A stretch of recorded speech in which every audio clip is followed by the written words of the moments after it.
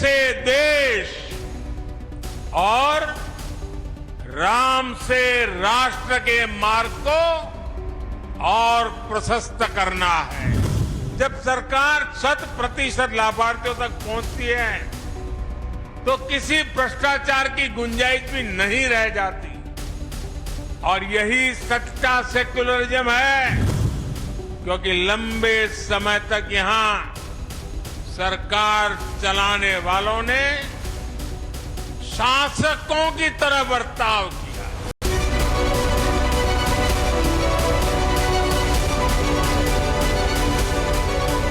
कोई गरीबी हटाओ का नारा देता रहा, कोई सामाजिक न्याय के नाम पर झूठ बोलता रहा। मोदी तो विकास का ब्यूगल फूंकता रहता है। मोदी तो समाज के आखिरी व्यक्ति के कल्याण के लिए ब्यूगल फूंकता रहता है।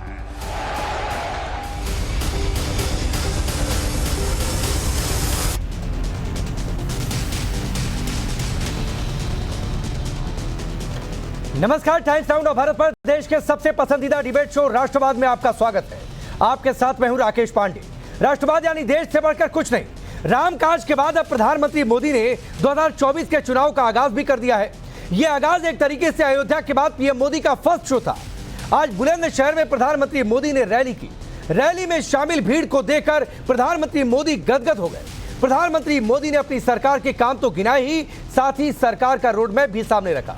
पीएम मोदी ने पश्चिमी यूपी को 20,000 करोड़ रुपए की परियोजनाओं की सौगात दी। प्रधानमंत्री मोदी ने कहा कि रामलला की प्राण प्रतिष्ठा के बाद अब राष्ट्र की प्रतिष्ठा की बारी है। राष्ट्र की प्रतिष्ठा को नई ऊंचाइयों पर ले जाना है, यही उनका लक्ष्य है। सुनिए। अयोध्या में मैंने रामलला के सानिध्य में कहा था कि प्राण प्रतिष्ठा का कार्य संपन्न हुआ, अब राष्ट्र प्रतिष्ठा को नई ऊंचाई देने का समय है।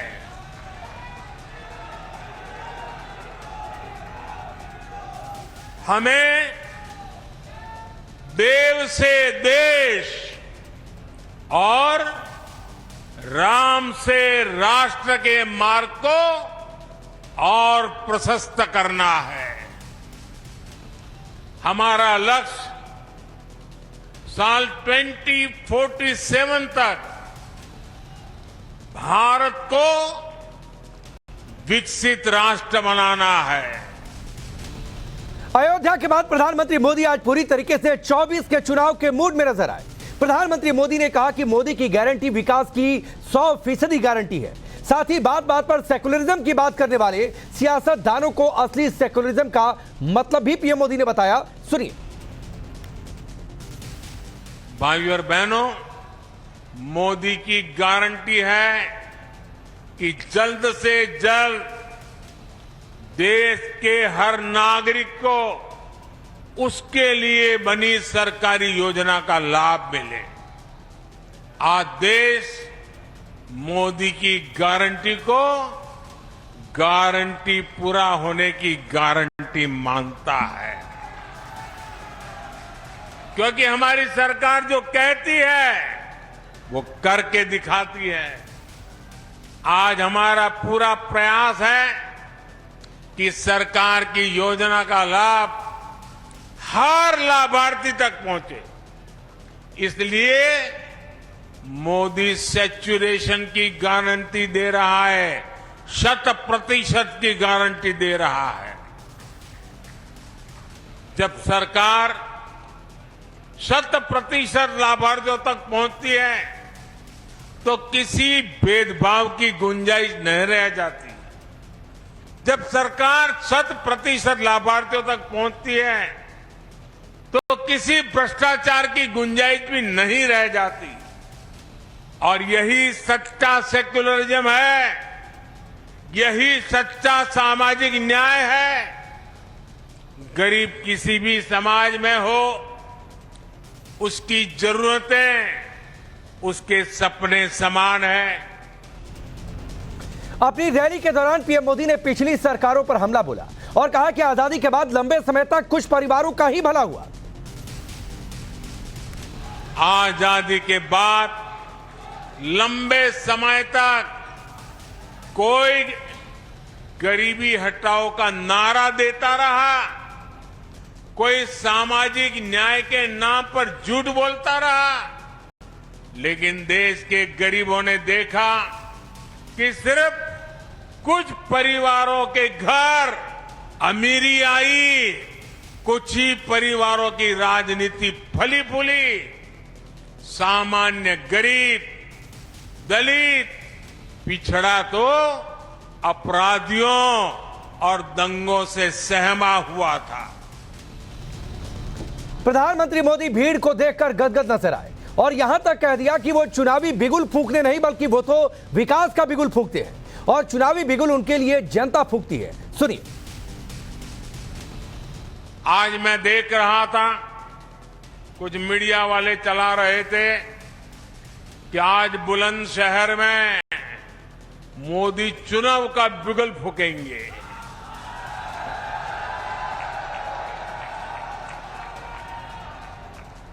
मोदी तो विकास का बिगुल फूंकता रहता है। मोदी तो समाज के आखिरी व्यक्ति के कल्याण के लिए बिगुल फूंकता रहता है। मोदी को न पहले जरूरत थी, न आज जरूरत है, न आगे जरूरत है चुनाव के बिगुल फूंकने की।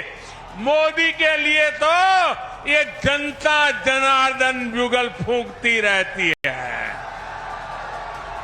और जब जनता जनार्दन बिगुल फूंकती है तो मोदी को अपना समय उस बिगुल फूंकने में नहीं लगाना पड़ता, उसको तो अपना समय जनता जनार्दन के चरणों में बैठ करके सेवा भाव से काम करने में उसका समय लगा रहता है। चलिए वो सवाल आपके सामने रखता हूं जिनके इर्द गिर्द आज की चर्चा आगे बढ़ेगी। सवाल पहला ये कि रामकाज के बाद पीएम मोदी का चुनावी आगाज, इसके असर कहां तक? मोदी की प्रतिज्ञा प्राण प्रतिष्ठा के बाद राष्ट्र प्रतिष्ठा, राम राज्य में अब राम लहर, विपक्ष पर क्या सबसे बड़ा कहर? और यह भी सवाल कि अयोध्या से मोदी का तीसरा टर्म क्या 100% कन्फर्म हो गया है? चलिए आपका परिचय आज के मेहमानों से करवाता हूं। डॉक्टर धनंजय गिरी भारतीय जनता पार्टी के नेता और प्रवक्ता हमारे साथ जुड़े हैं। नाजिया इलाही खान हमारे साथ जुड़ी हैं। मनोज यादव जी समाजवादी पार्टी के नेता और प्रवक्ता। सैफ खान कांग्रेस पार्टी के नेता। बादल देवराज जी पॉलिटिकल एनालिस्ट के तौर पर। लेकिन आपके पास मैं आऊं उससे पहले एक बड़ी खबर आ रही है और बड़ी खबर जो हमारे साथ मेहमान जुड़े हैं उनके लिए भी बड़ी दिलचस्प होगी और साथ ही हमारे दर्शकों के लिए। और बड़ी खबर है बिहार की सियासत से जुड़ी हुई और बड़ी खबर यह है कि दिल्ली में अमित शाह ने सुशील मोदी को बुला लिया है। शाम 7:30 बजे ये मुलाकात होने वाली है। बहुत तेजी से गतिविधियां बिहार की सियासत में बदल रही हैं। क्या होने वाला है इसको लेकर अलग अलग तरीके की चर्चाएं। बिहार बीजेपी अध्यक्ष सम्राट चौधरी पहले ही दिल्ली के रास्ते पर हैं। एयरपोर्ट पर जेडीयू नेता केसी त्यागी से उनकी मुलाकात हुई है, बातचीत हुई है, चर्चा हुई है।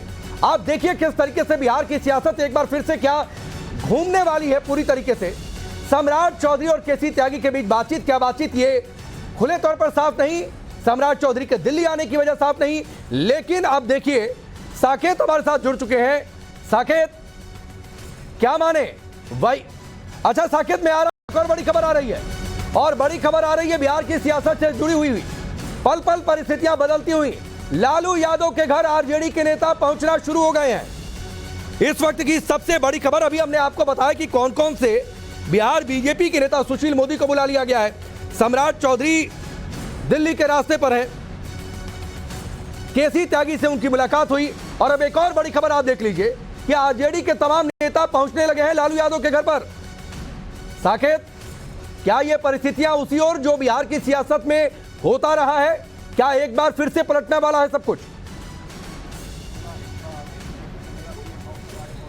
देखिए बिल्कुल राकेश, जो संकेत मिल रहे हैं वो साफ है, क्योंकि आप देखिए अभी मैं मुख्यमंत्री आवास के बाहर ही खड़ा हूं और यहां पर अंदर अभी भी जो जेडीयू के बड़े मंत्री माने जाते हैं, चाहे वो संजय झा हो, विजय चौधरी अभी थोड़ी देर पहले यहां से निकले हैं, ललन सिंह जो पूर्व राष्ट्रीय अध्यक्ष हैं जेडीयू के वो अंदर मौजूद हैं, उमेश कुशवाहा जो प्रदेश अध्यक्ष है जेडीयू के वो भी अभी नीतीश कुमार के साथ अंदर जो है वो मौजूद है। और जो चर्चा है इस बात की है कि कोई अहम फैसला जो है वो जल्द से जल्द लिया जा सकता है। हालांकि इसकी पुष्टि कोई नहीं कर रहा है, लेकिन खंडन भी किसी नेता ने नहीं किया है इस मामले पर, क्योंकि अब तक जो खबरें चलती थी तो कोई ना कोई नेता आकर इसका खंडन करते थे, लेकिन अभी तक जेडीयू के तरफ से एक भी मंत्री जो कद्दावर मंत्री है जेडीयू के, जो इस तरह के फैसले में जिनकी भूमिका होती है, उनके तरफ से कोई बयान नहीं दिया जा रहा है। मीडिया से वो बात करने से गुरेज कर रहे हैं, मना कर रहे हैं कि अभी इस पर कोई बात नहीं करेंगे। तो ये संकेत साफ है, क्योंकि आप देखिए पिछले कुछ दिनों की अगर घटनाक्रम को देखेंगे तो आपको समझ में आ जाएगा कि किस तरह से बातें चल रही है। क्योंकि कर्पूरी जयंती को लेकर जिस तरह से उन्होंने उस सभा में नीतीश कुमार ने परिवारवाद पर बयान दिया, उसके बाद आज जो रोहिणी आचार्य है, लालू यादव की बेटी है, उन्होंने अपने तरफ से जो ट्वीट किया, उसके बाद ये पूरी जो घटनाक्रम है वो बदली है। और उसके बाद से लगातार नेताओं का नीतीश कुमार के आवास पे आना शुरू है, यानी बैठक चल रही है। और जानकारी ये भी दी जा रही है कि आरजेडी के भी कई नेता लालू यादव के राबड़ी आवास, जहां पर लालू यादव रहते हैं, वहां पर पहुंचे हैं। परिस्थितियां बदली हैं, कर्पूरी ठाकुर को भारत रत्न दिए जाने का ऐलान, क्या वहां से ये सब कुछ तस्वीर धीरे धीरे साफ होनी शुरू हो गई थी? नीतीश कुमार का परिवारवाद पर निशाना, रोहिणी आचार्य का ट्वीट करना, डिलीट करना, क्या ये सब कुछ जो 94 से पाला बदलने का खेल शुरू हुआ 2015, 17, 22 के बाद अब 2024 की शुरुआत, ये सब कुछ फिर उसी दिशा में? और पिछली बार तो एक टैग लिख दिया गया था जब नीतीश कुमार ने पाला बदला था कि नीतीश कुमार सबके हैं।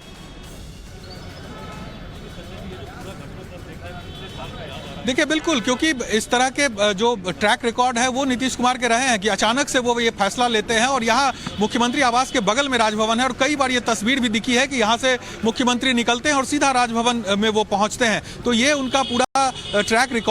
वैसे में उनके तरफ से अगर कोई गतिविधि हो रही है, अगर मीटिंग चल रही है, तो उसके संकेत साफ हैं कि कहीं ना कहीं कुछ खिचड़ी तो निश्चित तौर पर पक रही है। और आप दूसरी तरफ भी देखिए ना, बीजेपी के जो तमाम नेता हैं, जो बड़े नेता बिहार के हैं, चाहे वो प्रदेश अध्यक्ष सम्राट चौधरी हो, सुशील मोदी हो, इन तमाम नेताओं को साकेत मैं आपको रोक रहा हूं। नितिन नवीन जी हमारे साथ जुड़ चुके हैं, भारतीय जनता पार्टी के नेता और विधायक। नितिन नवीन जी, क्या ये माने एक बार फिर से आप लोगों के साथ नीतीश कुमार? सीधा सवाल पूछ रहा हूं मैं। देखिए, ये मीडिया अब आप लोग का जो विषय हो, मुझे ये लगता है कि नीतीश कुमार जी अपने रुख को जब तक स्पष्ट नहीं करेंगे तब तक वो किनके साथ है कोई नहीं जानता। और जिस प्रकार से एक बड़ा विषय उनका शुरू से रहा है कि चुनाव के पूर्व वो अपने कई चीजों को लेकर बार्गेन करते हैं, तो क्या खेल खेल रहे हैं वो तो नीतीश कुमार ही बता पाएंगे। नहीं, लेकिन आप लोगों की ओर से कोई पहल हुई, बातचीत? सम्राट चौधरी दिल्ली पहुंच गए, केसी त्यागी से बातचीत हुई, फिर इसके बाद जो है सुशील मोदी को भी दिल्ली बुलाया गया है। नहीं, सुशील मोदी जी दिल्ली में पहले से थे और सम्राट जी के जाने का प्रोग्राम बना है तो सम्राट जी गए हैं। लेकिन कोई ये सीधे जो पार्टी का भी कोई भी जब राजनीतिक परिस्थिति बनती है तो अपने पार्टी के प्रदेश इकाई से बात करती है, तो ये सामान्य प्रक्रिया है। और कोई मान लीजिए जिस प्रकार से नीतीश कुमार व्यवहार कर रहे हैं, अब क्या राजनीतिक डिसीजन वो लेंगे इसके बाद ही कोई निर्णय होगा। नहीं, लेकिन आप लोगों ने ग्रीन सिग्नल दिया होगा, कुछ बातचीत हुई होगी, तभी तो वो कोई स्टेप उठाएंगे नितिन जी। अब तो ये तो नीतीश जी, हम लोगों ने कोई ग्रीन सिग्नल नहीं, नीतीश जी पहले अपना स्टैंड क्लियर करें तब कोई ग्रीन और रेड सिग्नल की बात आएगी। ठीक है, चलिए बहुत बहुत धन्यवाद हमसे नितिन नवीन जी जुड़ने के लिए। साकेत, देखिए नवीन नवीन खुलकर अभी बोल नहीं रहे हैं। मैंने पहला सवाल सीधे पूछा था क्या नीतीश कुमार साथ आ रहे हैं, लेकिन वो सवाल को टाल गए कि नीतीश कुमार अपना रुख क्लियर करें। लेकिन स्क्रीन पर जो दो ब्रेकिंग हमने एक साथ रखी है कि लालू यादव के घर आरजेडी नेता पहुंच रहे हैं, सम्राट चौधरी केसी त्यागी के बीच बातचीत, सुशील मोदी दिल्ली में अमित शाह से मुलाकात हो रही है।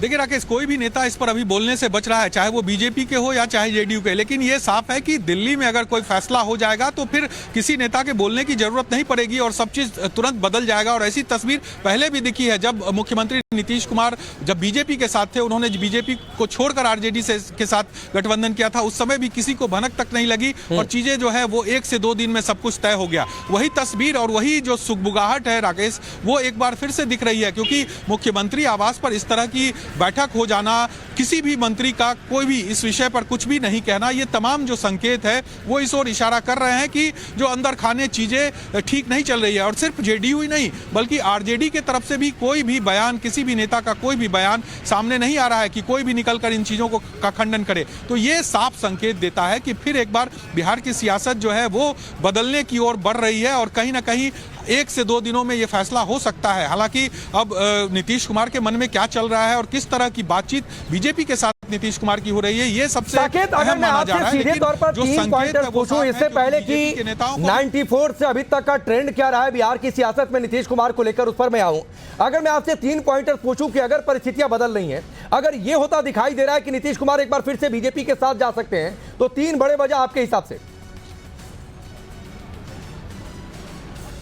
देखिए, नीतीश कुमार बहुत पहले से असहज है, इसमें कहीं से भी इनकार नहीं किया जा सकता। चाहे वो लॉ एंड ऑर्डर का इशू हो, कई बार ये सवाल उठता था कि लॉ एंड ऑर्डर की स्थिति है यहाँ पर, जो बाहुबली और जो बालू माफिया और शराब माफिया को लेकर लगातार बीजेपी हमला करती थी, नीतीश कुमार को कटघरे में खड़ा करती थी कि जब से आरजेडी के साथ ये गए हैं तब से इस तरह के माहौल बने हैं, तो असहजता की स्थिति थी। दूसरी बात यह है कि जो नीतीश कुमार लगातार ये बात कहते थे कि जो भ्रष्टाचार पर उनका जीरो टॉलरेंस है, और इसी के आधार पर उन्होंने पहली बार आरजेडी से जब वो गठबंधन उन्होंने किया था और गठबंधन तोड़ा था, तो उसके पीछे की वजह वही दी गई थी उनके तरफ से कि भ्रष्टाचार से जीरो टॉलरेंस है। और तेजस्वी यादव को जिस तरह से ईडी ने समन किया था, उनको बुलाया था, उस पर उन्होंने कहा था कि तेजस्वी यादव स्पष्टीकरण करे, और उसी के आधार पर उन्होंने गठबंधन तोड़ा था। तो ऐसे में नीतीश कुमार पिछले कई महीनों से असहज चल रहे हैं और उनका बयान भी रह रहकर सामने आता है। और साकेत मैं आ रहा हूं, नीरज जी हमारे साथ जुड़ चुके हैं, जेडीयू पार्टी के नेता है। नीरज जी बताइए, कुछ आप ही बता दीजिए, क्या आप लोगों ने तय किया है, नीतीश कुमार ने क्या तय किया है, पाला बदल रहे हैं, क्या है? देखिए, जननायक कर्पूरी ठाकुर के जन्म शताब्दी समारोह में माननीय नीतीश कुमार जी के मंतव्य के बाद राजनीति में तरह तरह के कयास लगाए जा रहे हैं। कयास लगाने का तो सबको अधिकार है, लेकिन जननायक कर्पूरी ठाकुर के जीवन के नैतिक मूल्यों की चर्चा करना कोई राजनीति में घोर अपराध है क्या? भाई, ये सच नहीं है कि जननायक कर्पूरी ठाकुर गरीब झोपड़ी के लाल थे। क्या यह सच नहीं है कि जननायक कर्पूरी ठाकुर इस देश के पहले राजनेता थे जिन्होंने अति पिछड़ा, महिला और सामान्य समुदाय के गरीब तबकों के लिए आरक्षण सुनिश्चित किया? तो अब इसके कयास लगाए जा रहे हैं। कयास लगाने का सबको अधिकार है। नहीं, कयास ऐसे नहीं लग रहे हैं नीरज जी। देखिए, बहुत सारी बातें हैं। आरजेडी के घर, लालू यादव के घर आरजेडी नेताओं का पहुंचना, सम्राट चौधरी इधर, सुशील मोदी की अमित शाह से मुलाकात, रोहिणी आचार्य के ट्वीट जो बार बार डिलीट कर देती हैं। ट्वीट में लिखा जाता है कि समाजवादी पुरोधा होने का करता वही दावा है, हवाओं की तरह बदलती जिसकी विचारधारा है, खींच जताए क्या होगा, अक्सर कुछ लोग देख नहीं पाते अपनी कमियां।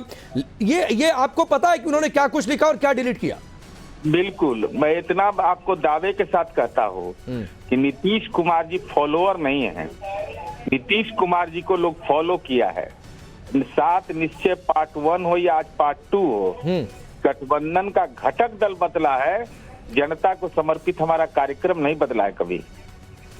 ठीक, तो नीरज जी विचारधारा समझ, चलिए मैं इसी पर एक छोटा सा सवाल आपसे कर लेता हूं। आपने कहा कि नीतीश कुमार फॉलोअर नहीं है, ठीक है, बिहार की सियासत में लोग उन्हें फॉलो करते हैं, तो कुछ समय बाद, कुछ घंटों बाद, एक आध दिन बाद फॉलो कौन करेगा, बीजेपी या आरजेडी?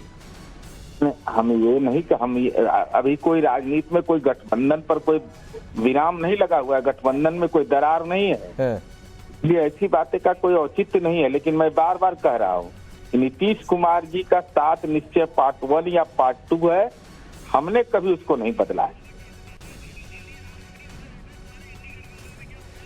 ठीक है, चलिए बहुत बहुत धन्यवाद नीरज जी हमसे जुड़ने के लिए, बातचीत करने के लिए। 94 से यह सिलसिला शुरू हुआ जब लालू यादव को झटका दिया था नीतीश कुमार ने पहली बार, 96 में बीजेपी से हाथ मिलाया, 2003 में नीतीश कुमार शरद यादव के टकराव में टूट गई, और इस वक्त मृत्युंजय जी हमारे साथ जुड़ चुके हैं। मृत्युंजय जी, क्या चल रहा है, कुछ आप क्लियर करेंगे या इंतजार करें भी हम लोग? देखिए, इंतजार आप लोग करते रहिए, कुछ नहीं मिलना है, सब ऑल इज वेल है। नहीं, ऑल इज वेल है तो अचानक से ये इतनी गहमा गहमी, लालू यादव के घर लोगों का पहुंचना, इधर से इतनी तलखी, रोहिणी आचार्य का ट्वीट करना। अरे ये सब चलता रहता है राजनीति में, इसके लिए इतना ज्यादा परेशान होने की क्या जरूरत है? जब से सरकार बनी है तब से अरे सरकार में जो काम हुए हैं इसको तो कोई न मिटा सकता न भुला सकता है। ये बाकी चीजें तो चलती रहेंगी। ठीक, मतलब सब ठीक है, सरकार नहीं बदलने वाली है। अब सरकार नहीं बदलने वाली है, अभी तो सरकार हमारी है, ये बदलने वाली बात कहाँ से आई? अब ये तो हम आप ही बता सकते हैं। चलिए, बहुत बहुत धन्यवाद हमसे जुड़ने के लिए, मृत्युंजय जी, बातचीत करने के लिए। 94 में जनता दल में लालू को छोड़कर समता पार्टी, 2013 में मोदी पीएम उम्मीदवार बने, एनडीए से नाता तोड़ा, 2015 में एक बार फिर से स्थितियां बदली, 2017 में नीतीश फिर एनडीए में, 2022 में एनडीए छोड़कर आरजेडी के साथ, अब 2024 का चुनाव है तो लोग कह रहे हैं कि एक बार नीतीश फिर से पाला बदलने वाले हैं। अब चलिए, क्या कुछ होगा धनंजय जी, मन बना लिया है आप लोगों ने कि नीतीश कुमार के साथ? राकेश जी, तो वक्त बताएगा। बिहार के हम लोगों ने तो हमेशा से देश को सर्वोपरि रखा है, दल हित को किनारे रखा है, देश हित को सर्वोपरि रखा है। हमारे लिए बिहार महत्वपूर्ण है।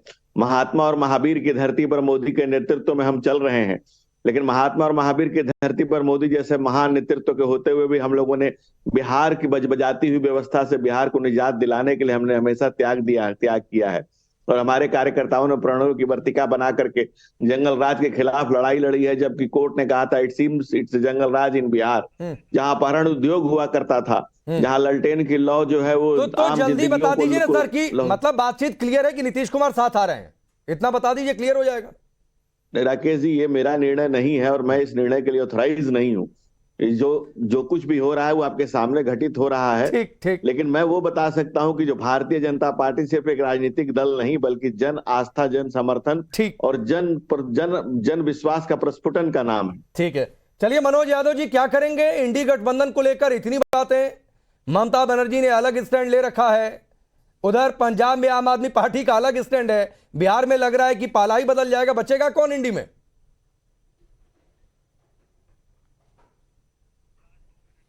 इंडिया अलायंस में लगभग आपकी जानकारी के हिसाब से 28 दल हैं। 28 दल में ममता जी ने कहा है कि हम सीट शेयरिंग में कांग्रेस के साथ इस तरह बात करेंगे और जो सीटें हमारा प्रस्ताव है वो कांग्रेस माने, बाकी वो इंडिया अलायंस के साथ हैं। इंडिया अलायंस का मतलब सिर्फ कांग्रेस नहीं, सिर्फ कोई एक दल राजनीतिक नहीं, ये 28 दलों का गठबंधन। नहीं मनोज जी, थोड़ा सा समय कम है, क्योंकि बड़ी खबर पर हम रहते गए, रिपोर्टर से बातचीत कर रहे थे। मुझे 10 सेकंड में सर बता दीजिए, नीतीश कुमार भी ऐसा लग रहा है कि जाने वाले हैं, क्या करेंगे आप लोग? अगर ऐसा लग रहा है जाने वाले हैं तो जब चले जाएंगे तब बताएंगे, अभी क्या बता दें? ठीक, जब तो अभी उन्हीं के प्रवक्ता, उन्हीं की पार्टी के नेता नीरज जी ने कहा। ठीक है, चलिए साहब आप बताएंगे, कांग्रेस तो आगे बढ़कर लेकर चल रही है इंडी गठबंधन को, कैसे रखेंगे सबको एक साथ? ये तो मामला बिखर गया।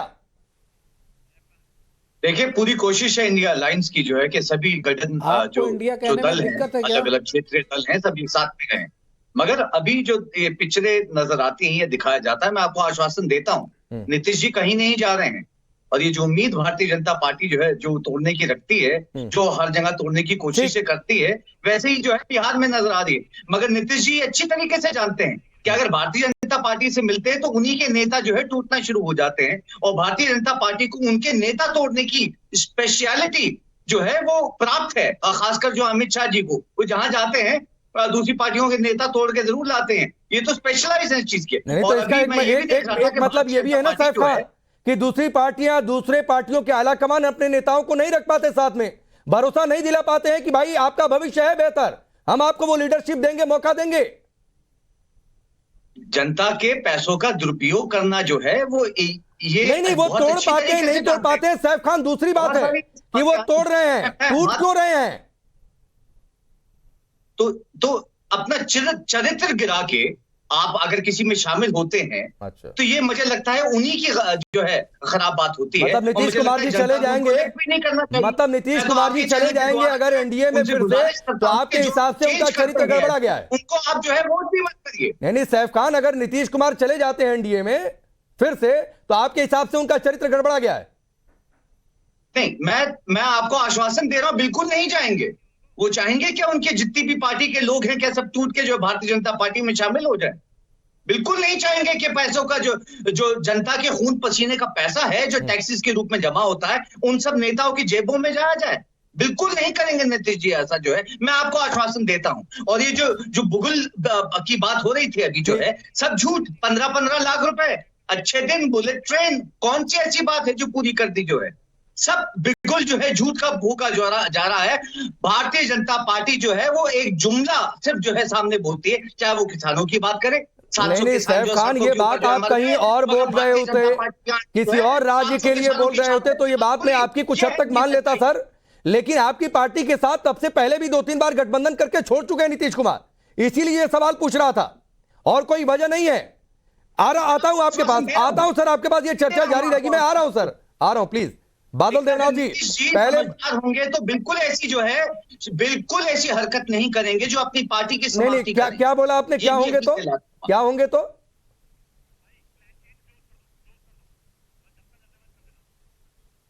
अच्छा चलिए, बादल देवनाथ जी एक छोटी सी टिप्पणी करिए, ब्रेक लेना है। क्या टिप्पणी देना है? आप सवाल तो कीजिए मुझे। नहीं, सवाल यही कि ममता दीदी पहले अलग, अब नीतीश कुमार का भी मामला है, सही लग रहा है? ममता दीदी कांग्रेस के साथ है और इंडिया अलायंस के साथ है। ममता दीदी खुद ने इंडिया अलायंस को बनाया, इंडिया अलायंस का नाम भी ममता दीदी ने दिया। लेकिन नीतीश जी के बारे में एक लाइन कहना चाहता हूँ, 20 साल से तो मैं देख रहा हूँ ना नीतीश कुमार जी को, आज कांग्रेस, काल आरजेडी, ठीक है, बीजेपी। चलिए सर, माफी चाह रहा हूँ, आप सभी को धन्यवाद कहना पड़ेगा, बड़ी खबर आ गई थी, उधर रुक करना पड़ा।